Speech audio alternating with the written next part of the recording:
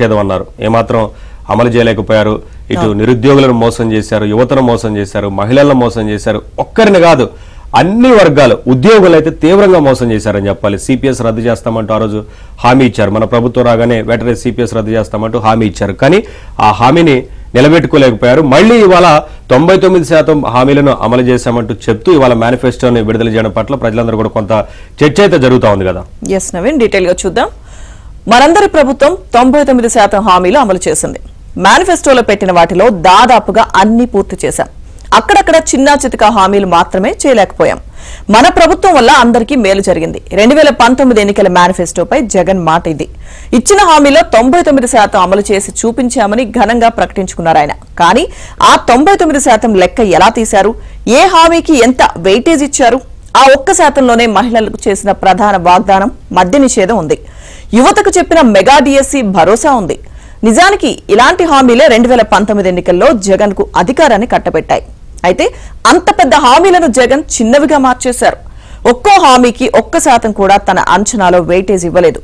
మొత్తం కలిపినా కేవలం 1%మేనని, అసలు అవి కూడా ఒక హామీలేనా అన్నట్టు కూరలో కరివేపాకులా తీసి పారేశారు.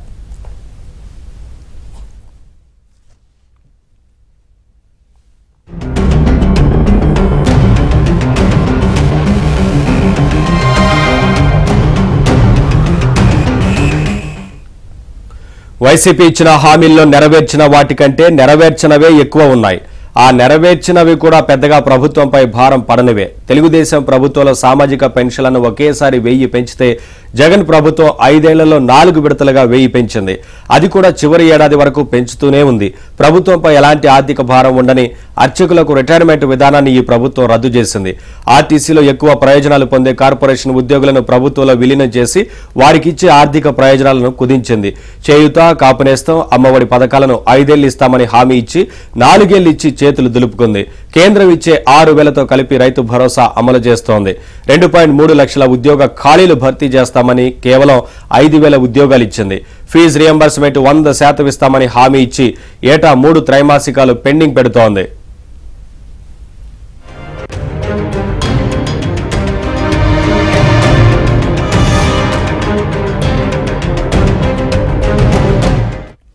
వసతి దీవెన నగదు ఏటా 2 విడతలకు గాను 1 విడత ఇచ్చింది. ఏటా 5 లక్షల చొప్పున 25 లక్షల ఇళ్లు నిర్మించిస్తామని చెప్పి 5 ఏళ్లలో 5 లక్షల ఇళ్లు కూడా కట్టలేకపోయింది.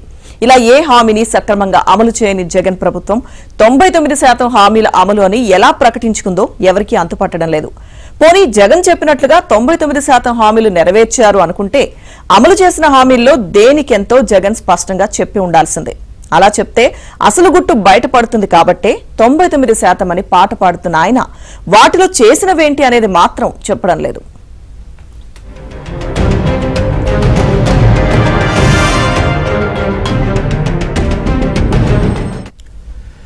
సంపూర్ణ మద్య నిషేధం హామీ 2019 ఎన్నికల్లో అత్యంత కీలకంగా పనిచేసింది. మద్యం లేకుండా చేస్తానన్న జగన్ హామీ మహిళలను ఆకట్టుకుంది. మద్యంతో కుటుంబాలు ఛిద్రమవుతున్న నేపథ్యంలో దాని నుంచి బయటపడొచ్చని లక్షలాది మంది మహిళలు ఆశించారు. అలాంటి హామీని అధికారంలోకి రాగానే జగన్ తుంగలో తొక్కారు. ప్రభుత్వమే మద్యం అమ్మకాలు చేపట్టి నిషేధిస్తుందని ప్రకటించిన ఆయన దశలవారీగా అమ్మకాలు పెంచారు. ఉమ్మడి ఏపీలోనూ లేని విధంగా 1.24 లక్షల కోట్ల మద్యాన్ని విక్రయించిన తొలి సీఎంగా రికార్డులకెక్కారు. మద్య నిషేధం చేశాకే ఓట్లు అడుగుతానన్న జగన్ మాట తప్పి మళ్లీ ఓట్లు అడుగుతున్నారు. ఇప్పుడు ఈ హామీని అతి చిన్న హామీగా తీసిపారేశారు. అసలు ఇది హామీనే కాదన్నట్లుగా 1%లో పడేశారు.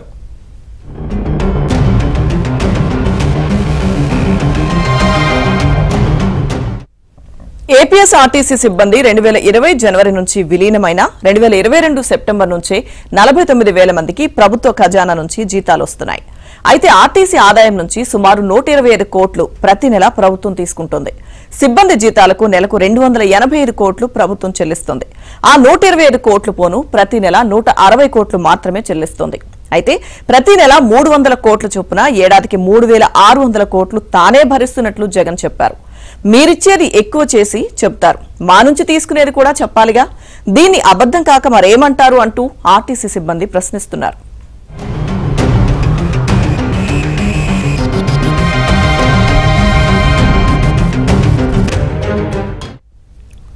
అధికారంలోకి వచ్చాక ఒక్క వారంలో సిపిఎస్ రద్దు చేస్తానన్న దాని గురించి నాకు వదిలేండి, ఒక్క వారంలో అయిపోతుందని 2019 ఎన్నికల సమయంలో బహిరంగంగా అనేక సార్లు ప్రకటించిన జగన్ దానిపై మాట తప్పారు.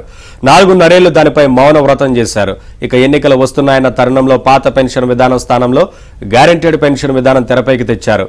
ఓపీఎస్ఏ కావాలని రోడ్డెక్కిన ప్రభుత్వ ఉద్యోగులపై నిర్దాక్షిణ్యంగా కేసులు పెట్టించారు. ఓపీఎస్ డిమాండ్తో విజయవాడలో భారీ ర్యాలీ చేసిన ఉద్యోగ సంఘాల నేతలపై ఉక్కుపాదం మోపారు. చివరికి అవగాహన లేక అప్పట్లో ఓపీఎస్ హామీ ఇచ్చామని ఒక్క మాటతో తేల్చేశారు. లక్షలాది మంది ఉద్యోగులకు ఇచ్చిన ఓపీఎస్ హామీని 1% ఒక మూలన పడేశారు.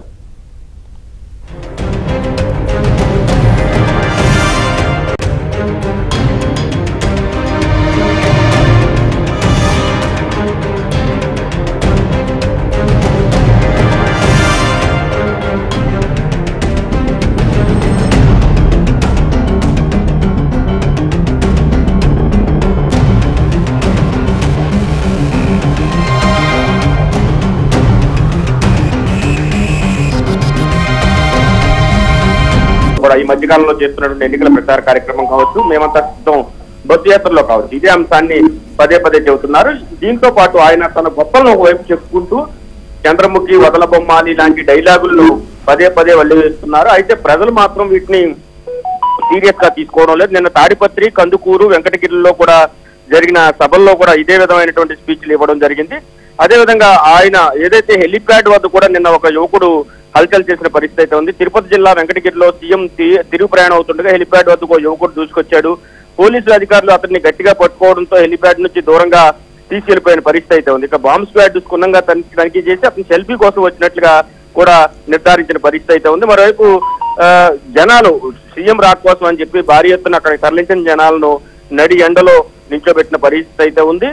మొత్తం మీద తీసుకుంటే కనుక ఈ ఒకవైపు తాను ఎన్నికల ప్రచారం ఫెయిల్ అవుతుండగా మరోవైపు ఏదైతే మొన్న మేనిఫెస్టో రిలీజ్ సందర్భంగా కూడా 99% హామీలు తాము నెరవేర్చేశామని సీఎం జగన్ చెప్పుకున్నారు.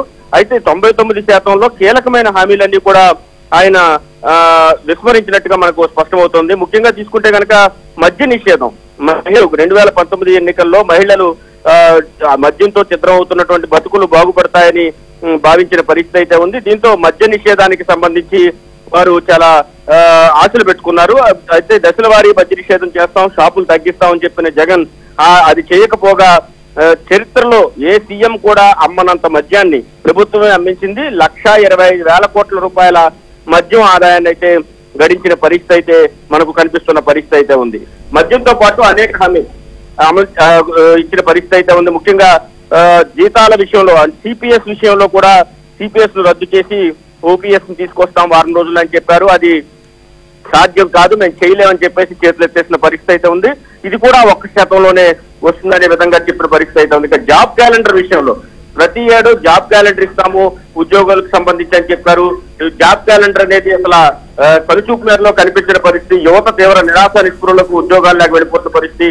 తమ హయాంలోనే 2,30,000 ఉద్యోగాలు ఇచ్చామని ముఖ్యమంత్రి చెబుతున్నప్పటికి కూడా వాస్తవంగా ఇచ్చిన ఉద్యోగాలు మాత్రం 5,000. అదే గత ప్రభుత్వ హయాంలో 30,000 పైగా ఉద్యోగాలు ఇచ్చారని సీఎం స్వయంగా ప్రకటించారు. అంటే ఆయన ఇచ్చిందేమీ లేదనేది స్పష్టం అవుతోంది. మరోవైపు ప్రత్యేక హోదా, పోలవరం హామీలను కూడా ఇచ్చారు.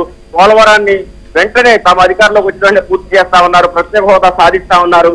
ఇటువంటి హామీలన్నీ కూడా 1%లో ఇచ్చారు. అంటే ఈ హామీలకు ఎంత వెయిటేజ్ ఇచ్చారు, ఆ 1% అంటే ఎంత అల్పమైన హామీలుగా ఆయన భావించారనేది మనకు అర్థమవుతోంది. నిజానికి ప్రతి హామీకి వెయిటేజ్ ఇస్తే కనుక జగన్మోహన్ రెడ్డి నెరవేర్చినవి కేవలం 30-40% ఉంటాయి. ప్రధాన హామీలన్నీ కూడా పక్కన పెట్టేసి 99% అంటూ చెప్పుకోవడం పట్ల కూడా రాష్ట్ర ప్రజలు ముగ్గురు వేనేసుకుంటున్న పరిస్థితి అయితే ఉంది.